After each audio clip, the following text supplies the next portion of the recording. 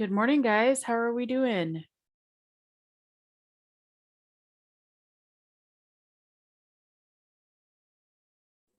Pretty good. How are you?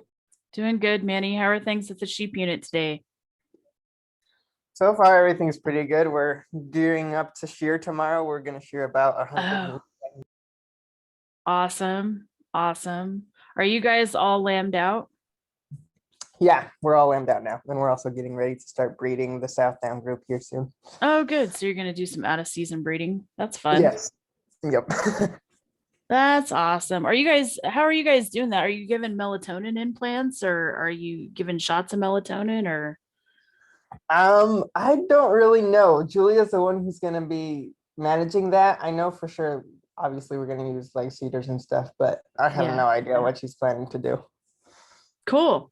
Well, just keep an eye on it. Let us know. That whole breeding or how to out of season breeding with sheep is a pretty cool deal if we can manipulate melatonin enough to get them to cycle. So that's exciting.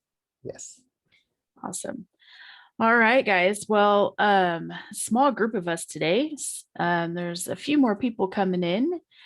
I'm gonna go ahead and drop the link to the poll everywhere questions into the chat, and we'll go ahead and get started with a few of these. So first one is just kind of a climate, try to figure out where you guys are at. And I am not sharing a screen, but I can.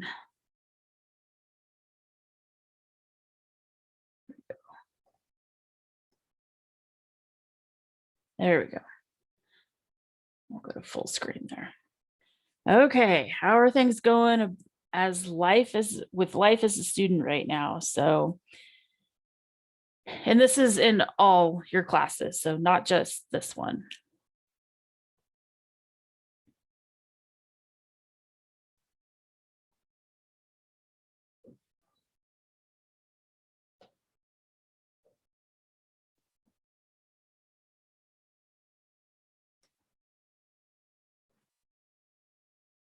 All right, we'll give you guys about 30 more seconds to get answers in.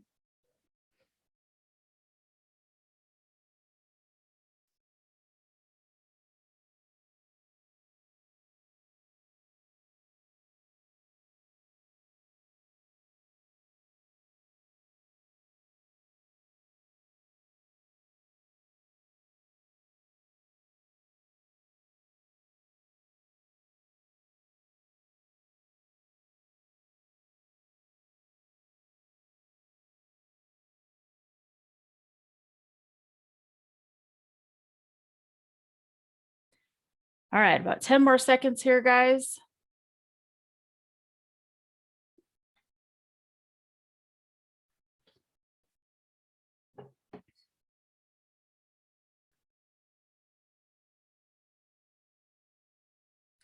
All right, thank you so much. We'll get those locked in. I'm curious to see where we're at.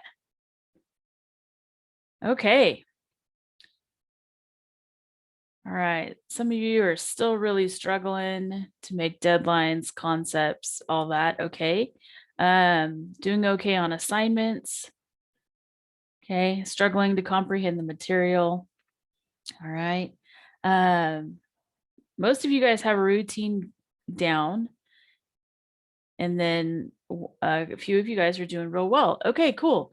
So I would say if you are in these top 3 categories here, so you're still struggling, especially making deadlines, grasping even the basic concepts of, especially in this class, or just struggling to comprehend the material up to half of it, please, please, please come see me during office hours or email me and we can set up an alternate time to meet on Zoom. So we're at that point in the semester where we're bringing a ton of concepts together and introducing new materials. So the curve here is really, really steep. And so if you're struggling up to get up to this point, then chances are it could be even tougher as we move into the last half of the semester.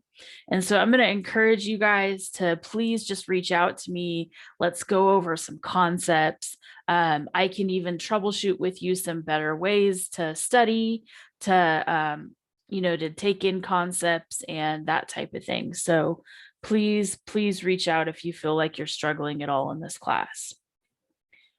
All right. I got a couple of questions that are content based, and so based off of last week's materials. And so let's go ahead and roll to the next one here. So what stages of the estrous cycle are in the follicular phase? What stages of the estrous cycles are in the follicular phase? So we'll give you about a minute here.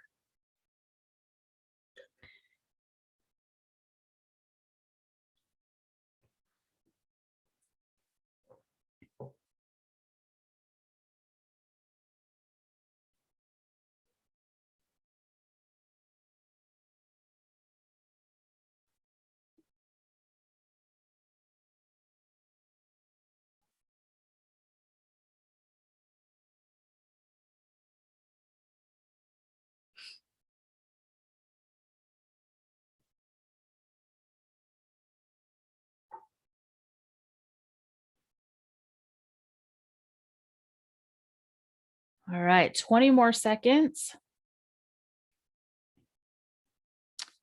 Oh, hang on, I've got a chat. You should be able to choose more than one.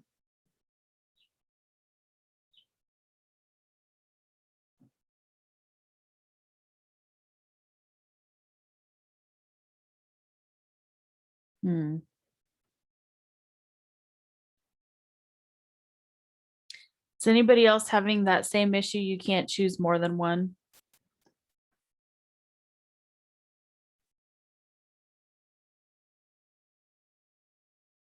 Okay, I must have set the question up wrong. So, all right, that's okay. We'll roll with it.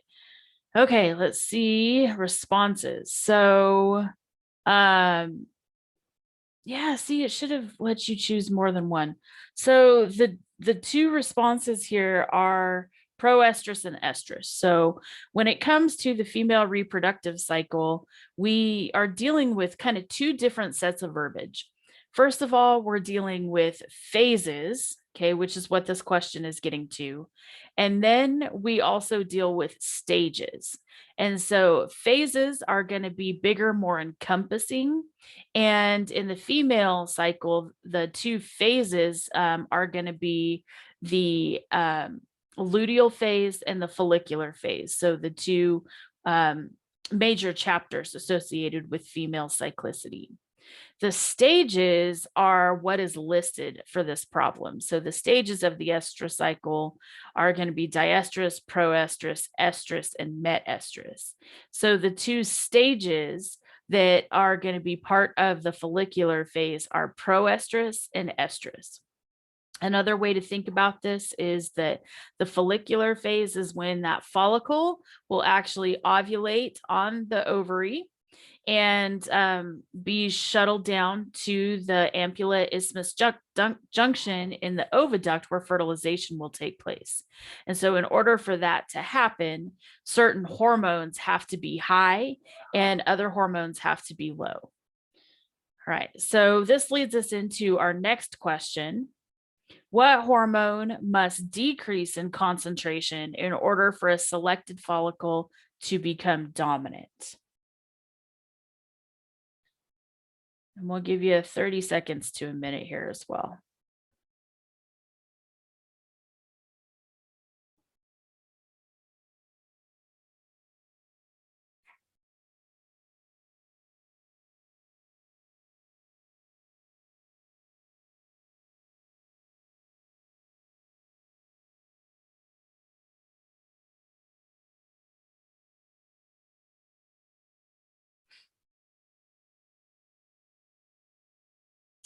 All right. Let's go with 15 more seconds.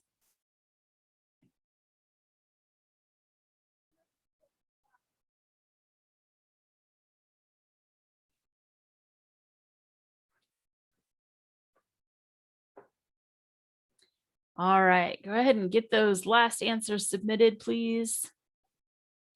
We're going to lock them in. Okay, good, good, good. So most of you guys have got this figured out. Sorry, I have little people in my house today, so things are going to be distracting. Sorry. So most of you guys have got this handled real well. So progesterone is the answer to this question. And so in order for a selected follicle to become dominant on the ovary and move towards ovulation, progesterone has to decrease in concentration. And so let me pull up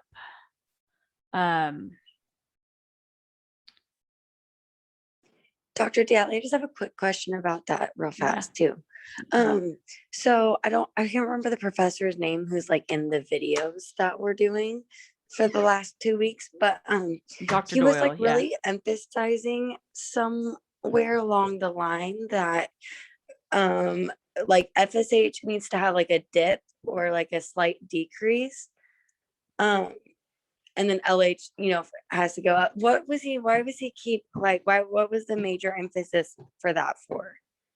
So Like under like the progesterone, dominance, yeah, like it was on this page where it says dominance and then Mhm. FSH low. Well, and he kept emphasizing it. Like I wrote it down like multiple times on my paper. So I was just curious what the emphasis on that was. Yeah, so good question. So this is all kind of connected together. So you guys are pulling the right stuff out of the lectures. And so what is happening here on, what are you doing? Are you going outside? Okay, sorry. What's going on here with this figure is that on the x-axis, we've got the days of the estrous cycle. So starting clear back at day 0 up to day 22. On the y-axis over here, we've got the follicular diameter. So follicular diameter just means that the follicle size. So we have little follicles and we've got big follicles. And then overlaid on this are the waves of oocyte recruitment. Okay, so oocytes are going to be the eggs that hold the female copy of the gametes. Okay, and so a female is born with all the eggs she is ever going to need. And so they are basically arrested in meiosis 1 until they are selected to be recruited. And so when they are recruited, those recruited eggs can either die off and go into what we call atresia, or it can be those recruited follicles can be selected and start getting bigger and bigger and bigger and start producing more estradiol until it reaches the dominant stage. So the key here is that only a dominant follicle has the ability to ovulate. So in order for ovulation to take place, there has to be some hormonal checkpoints that have to be in place for ovulation to occur. And so the hormones that we're dealing with here, the big one is progesterone, because progesterone is going to be produced from the corpus luteum on the ovary. And it is going to be produced for the longest amount of time during the cycle. And so after a female goes through ovulation, she is automatically going to move into what we call met estrus. And met estrus is when that corpus luteum is growing and starting to produce more and more progesterone. So that's why we see an increase in the progesterone line here. At the same time that that's happening in met estrus, we're also having eggs being selected or being recruited, and a couple of them moving on to selection. And by the end of met estrus, we may even have one of those follicles hit the dominant stage. But from a hormonal standpoint, as the female is moving from met estrus into diestrus around day 5, that diestrus is going to be where we see the highest or the highest concentration of progesterone in that female system. And progesterone is really the regulator here. So if we have a dominant follicle on the ovary and that corpus luteum is still on the ovary producing massive amounts of progesterone, then ovulation is not going to take place. So as long as progesterone is high, ovulation is not going to take place. And so as that female spends the next 10 days working through diestrus, we're going to see a second wave of follicular growth. Okay. And even at the end of diestrus, where we have a dominant follicle, we still have high levels of progesterone. So because progesterone is high, no ovulation.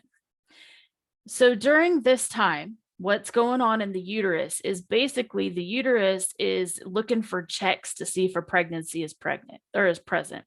If no pregnancy is present, then that signals that prostaglandin F2 alpha will be produced from the uterine tissue. It's going to go to the corpus luteum on the ovary and lyse it or kill it. And that kill process is called luteolysis. And so when we kill the CL, progesterone automatically drops really quickly. And so during that proestrus time, we see a third wave of follicular recruitment here. And that those follicles that are selected can then move on to be dominant and ovulate if progesterone is low. So Cheyenne, what your question is really about is also, in addition to progesterone, where is LH's role in this? And so luteinizing hormone is at the same time is going to help trigger this series of events. So during proestrus, when progesterone is decreasing, what we also have going on is this dominant follicle is going to be producing massive amounts of estradiol. And once progesterone kind of bleeds out of the system because it's decreasing, estradiol is going to be received by receptors in the brain and is going to trigger a GnRH surge from the surge center of the hypothalamus. That surge of GnRH is going to go to the anterior pituitary gland, and we're going to get a surge of LH. And so LH is also going to be really high in the system. And when LH is high in the system, it will have several different things that it's going to cause. And one of those is ovulation. So, but between having a dominant follicle here and ovulation actually happening, there's a whole series of events that occurs right in here. So we have to have progesterone plus the LH surge in order to get progesterone low, in addition to the LH surge in order to get ovulation kind of taken care of. So does that answer your question? Yes, thank you. Okay, cool. So that leads us into where I would like to go today. If I can get out of this, there we go.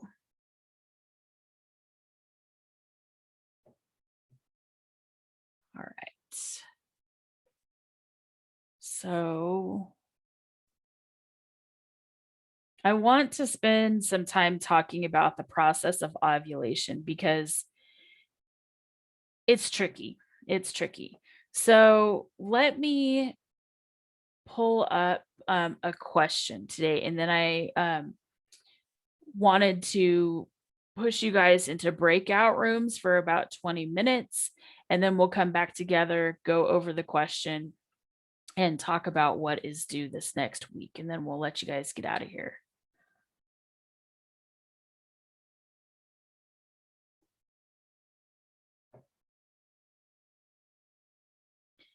Okay, so I just put into the chat kind of what we're going to, and so you don't have to worry about copying this down or anything.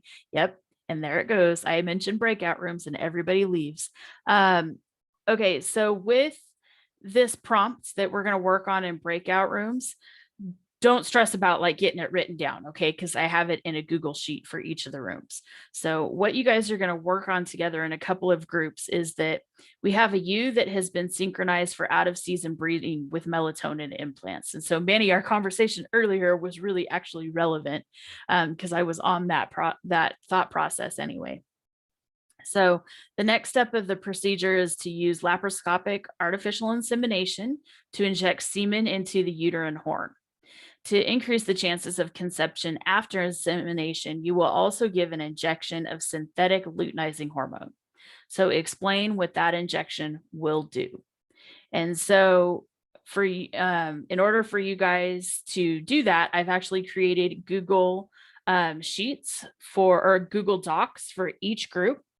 Okay, and so I'm going to go ahead and push you to let's do 3 breakout rooms, and then I'll come into each one and drop your Google link or the Google Doc link into there. And you guys can kind of work on that document and just explain what your answer to this question. All right, so that is where we're going. I'm going to go ahead and pause the recording.